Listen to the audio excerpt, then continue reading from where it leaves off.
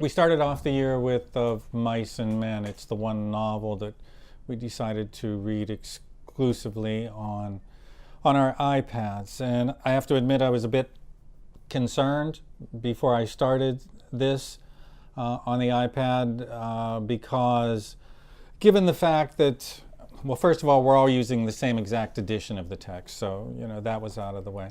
But I was mainly concerned about the fact that because students can adjust fonts, their own individual fonts, they could read in landscape mode or portrait mode, they can do whatever they want to their own comfort, that we would all be on different page numbers. And there's just no real way around that. Page 27 to me would be page 13 to someone else, so I thought we'd always be lost in class. But that never really happened. Very quickly we adjusted to anytime we wanted to go to a particular section or passage, just a quick word search of the first few words of a paragraph, and boom, we were all there.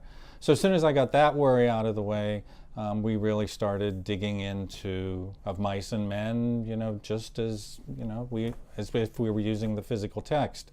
The real advantage, though, and the reason that I'll always do as many texts as I can on iPad all the way up through upper school, is with the note-taking feature. Used to, even as early as last year, used to struggle with getting students not so much to highlight their texts, but to add additional marginal notes on their texts. And in a critical approach to writing, they need those critical notes when they go back. Otherwise, when they go back to their books, they're just looking at a lot of text highlighted in yellow. They don't have their own notes to remind them. And more often than not, they're spending a lot of time rereading. With the iPad, though, the students really got involved in the note-taking function. And my first time checking on the notes they took, I was absolutely floored. Exhaustive notes, truly.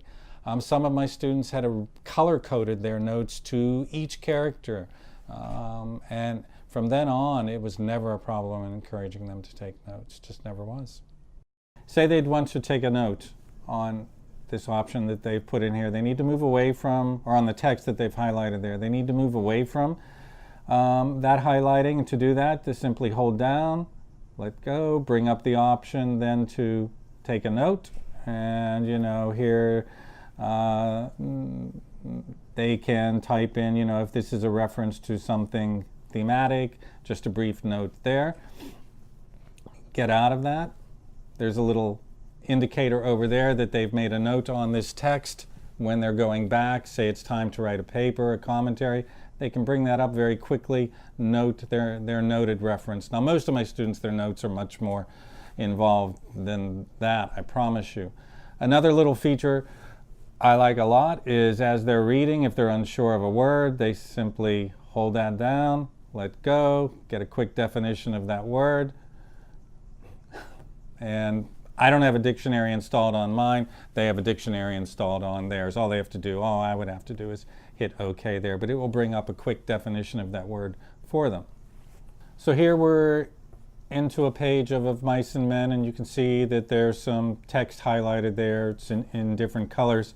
And if a student would want to continue to highlight, because they have the highlighting option already selected here, they simply, do that, and down they go, highlight whatever they want to highlight there.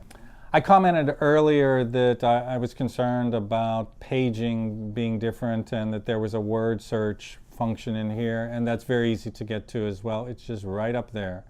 And if there was a line in here that began with, say, forgot, it would take me to that. I forgot, Lenny said softly. You can see that's indicated right over there in the text there, and it would just get me right back to it. And we would all go there very quickly.